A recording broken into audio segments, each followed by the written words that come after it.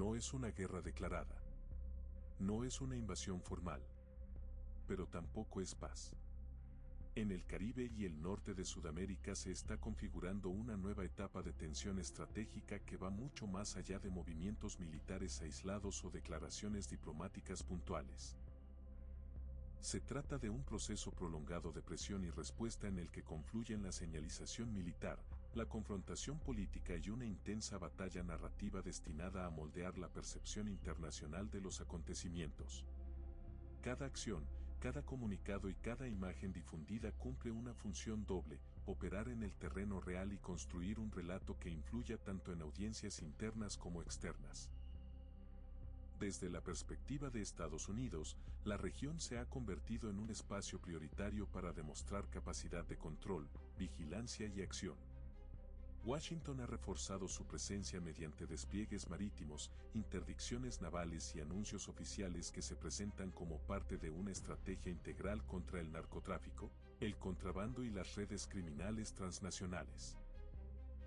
Estas operaciones se describen como necesarias para proteger la seguridad nacional estadounidense, frenar el flujo de drogas y debilitar las estructuras financieras que sostienen a organizaciones criminales en el hemisferio. Sin embargo, desde Caracas, la interpretación es radicalmente distinta.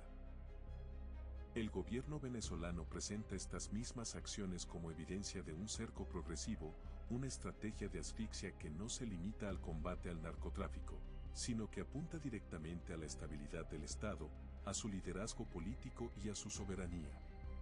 En este relato, Venezuela no es un actor problemático, sino una víctima de una ofensiva sostenida que combina sanciones económicas, aislamiento diplomático, presión militar y guerra informativa.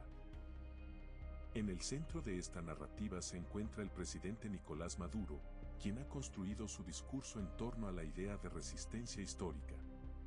En sus intervenciones públicas, Maduro insiste en que Venezuela ya ha atravesado múltiples intentos de sometimiento y que ha logrado sobrevivir gracias a su capacidad de adaptación, a la fortaleza de sus instituciones de seguridad y a la lealtad de sectores clave del aparato estatal.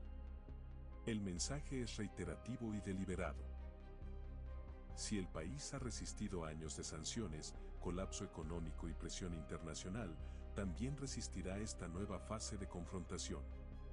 Las Fuerzas Armadas y los cuerpos de seguridad ocupan un lugar central en este discurso. Son presentados no solo como garantes del orden interno, sino como símbolos de continuidad del Estado y de defensa de la soberanía nacional. La movilización, los ejercicios militares y las demostraciones de capacidad operativa cumplen una función disuasiva, pero también simbólica. Buscan reforzar la percepción de que el Estado está preparado, alerta y unido frente a cualquier amenaza externa. El mensaje oficial del gobierno venezolano se resume en una idea simple y repetida: la presión no debilita al poder, lo consolida. Pero este encuadre no es neutral.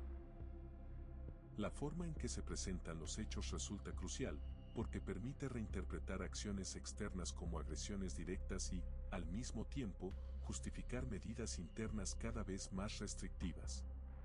En el debate público internacional, la postura estadounidense, definida oficialmente como una campaña contra el narcotráfico y las redes de tráfico marítimo, se ha vinculado de manera creciente a una estrategia más amplia destinada a aumentar el costo político y económico del gobierno de Maduro.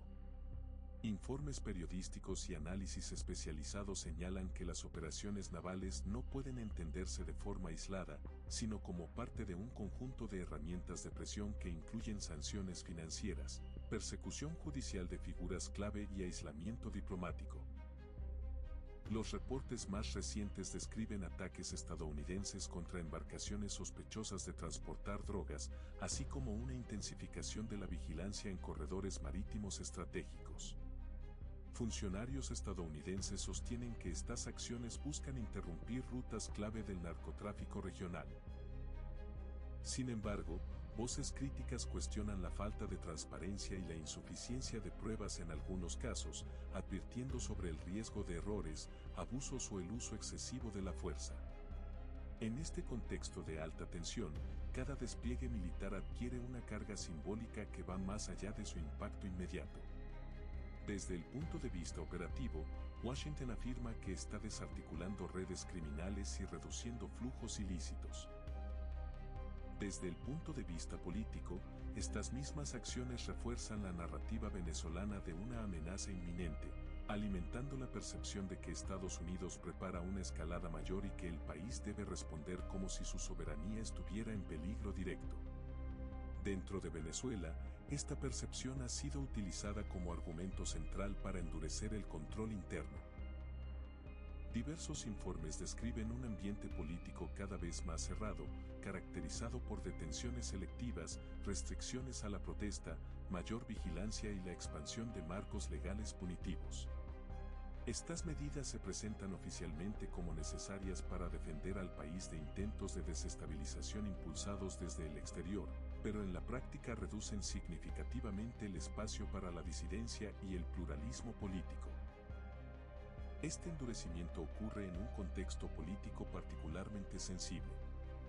Maduro asumió su mandato más reciente en medio de cuestionamientos sobre la legitimidad del proceso electoral, con un alto nivel de escepticismo internacional y denuncias sobre la falta de condiciones equitativas para la competencia política. Esta fragilidad de origen convierte la confrontación externa en una herramienta funcional.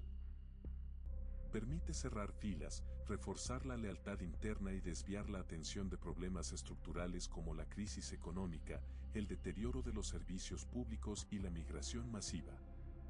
La confrontación externa también cumple una función narrativa. Presentar al país como una fortaleza sitiada permite redefinir el conflicto político interno. Los opositores dejan de ser adversarios legítimos y pasan a ser señalados como colaboradores de fuerzas extranjeras. Esta lógica facilita la estigmatización, justifica la persecución y debilita cualquier intento de diálogo o negociación.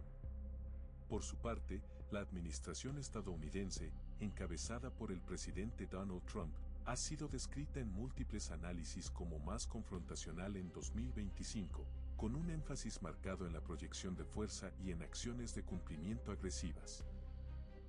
Aunque el discurso oficial insiste en el combate al narcotráfico, el impacto político de estas acciones es profundo, especialmente en Venezuela, donde la memoria histórica de intervenciones externas amplifica la percepción de amenaza.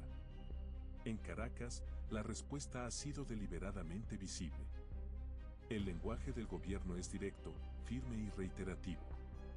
La idea central es transmitir que Venezuela no solo está dispuesta a resistir, sino que tiene la capacidad para hacerlo. La consigna de la unidad nacional como escudo se ha convertido en un eje central del discurso oficial. La unidad nos hace invencibles no es solo una frase, sino una síntesis de la estrategia comunicacional del poder. Este mensaje se reproduce de forma sistemática en medios estatales, redes sociales, actos públicos y espacios institucionales. No busca generar debate, sino disciplina. Maduro proyecta una imagen de calma estratégica, insistiendo en que el país no busca la confrontación, pero tampoco aceptará imposiciones externas. En su narrativa, Venezuela no escala el conflicto, responde a él. No elige la tensión, se adapta a ella. Sin embargo, el panorama regional muestra cómo esta lógica puede volverse rápidamente peligrosa. La disuasión de una parte es interpretada como provocación por la otra. Las acciones militares, especialmente en espacios compartidos como el Mar Caribe, elevan el riesgo de incidentes involuntarios.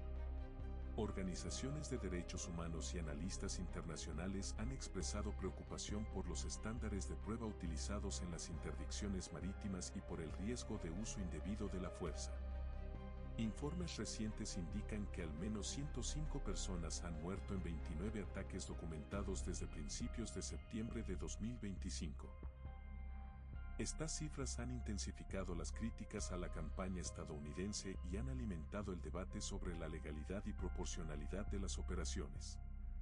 Para Washington, el argumento central es que el narcotráfico marítimo representa una amenaza directa a la seguridad nacional y que la inacción tendría consecuencias mayores. Para Caracas, en cambio, Esta narrativa sirve como cobertura para una estrategia más amplia de presión que apunta a debilitar al Estado venezolano en múltiples frentes. En este contexto, las apariciones públicas de Maduro adquieren un carácter cada vez más simbólico. Desfiles, ejercicios militares, discursos encendidos y escenografías cuidadosamente diseñadas buscan producir un efecto psicológico claro, fortalecer la moral de los seguidores, desincentivar la oposición interna y advertir a actores externos que cualquier intento de intervención sería costoso. Reportes recientes señalan que la amenaza externa percibida se utiliza para reforzar el control interno, etiquetando a críticos como traidores y advirtiendo contra cualquier forma de apoyo a presiones internacionales. Esto no se limita al discurso, sino que influye directamente en políticas públicas, prioridades de seguridad y en la vida cotidiana de quienes quedan fuera de la definición oficial de lealtad. La lógica estratégica detrás de este comportamiento es conocida. Cuando un gobierno se siente amenazado, reduce el espacio para la disidencia. Cuando afirma que la nación está bajo ataque, exige unidad y convierte el desacuerdo en sospecha. Por ello, la reacción internacional frente al aumento de la tensión entre Estados Unidos y Venezuela suele dividirse en dos enfoques. Uno centrado en la estabilidad regional y la prevención de una escalada accidental, y otro enfocado en la situación interna venezolana, las presiones humanitarias y el riesgo de que la confrontación externa se convierta en un pretexto para un control indefinido. Para los venezolanos comunes, las consecuencias son inmediatas. La presión internacional profundiza las dificultades económicas, mientras que el endurecimiento interno reduce libertades y genera un clima constante de incertidumbre. La tensión geopolítica deja de ser abstracta y se manifiesta en la vida diaria a través del miedo, la vigilancia y la omnipresencia del discurso de seguridad. A nivel diplomático, la batalla narrativa continúa sin tregua. Washington insiste en el combate al crimen organizado y la protección de la seguridad regional. Caracas insiste en la defensa de la soberanía y la resistencia frente a la injerencia. Ambos lados se presentan como actores defensivos y ambos refuerzan el relato que mejor se adapta a sus intereses políticos internos. La pregunta central sigue sin respuesta clara: ¿dónde termina este ciclo? Cuando los despliegues militares y las operaciones de fuerza se vuelven rutinarios, la rutina misma se convierte en un riesgo. El mayor peligro no es necesariamente una decisión consciente de escalar, sino un accidente. Una señal mal interpretada, un encuentro inesperado en el mar, una cadena de decisiones tomadas con rapidez excesiva. Ahí reside el verdadero desafío para la región. No solo en lo que dicen los líderes, sino en lo que sus acciones hacen posible. Para Maduro, proyectar fortaleza es una cuestión de supervivencia política. Para Washington, proyectar control y cumplimiento es una estrategia de poder. Para el resto de la región, el reto es evitar que la lógica de presión y respuesta se transforme en un estado permanente de confrontación, normalizado y cada vez más difícil de revertir.